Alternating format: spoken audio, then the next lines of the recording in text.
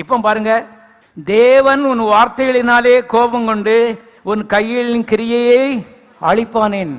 வார்த்தை என்பது பரலோகத்துக்கு ரொம்ப முக்கியம். இப்போ நாம பாவம் மன்னிக்கப்பட்டா போதாது, பரலோகத்துக்கு போனா போதாது. நாம் பரலோகவாசிகளாய் ஏற்கனவே என்ன செய்கிறோம், இருக்கிறோம். பாஷை மாறணும். பிலிப்பியர் 3ஆம் அதிகாரம் 20ஆம் வசனம். நம்முடைய குடியிருப்போ பரலோகத்தில் இருக்கிறது. தமிழ்ல குடியிருப்புன்னு போட்டாங்க, ஆங்கிலத்தில் நம்முடைய பாஷையோ பரலோக பாஷை.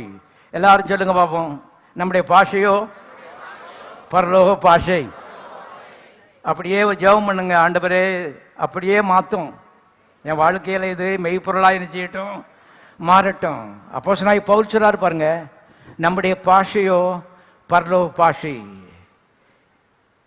என்ன விவரம் கேட்டா, இயேசு கிறிஸ்து அருமையானவர்களே ஒரு ரட்சிக்கப்பட்ட வாழ்க்கையில பரலோகத்தையும் பூலோகத்தையும் ஒன்னா ஜாயின் பண்ணிட்டாரு.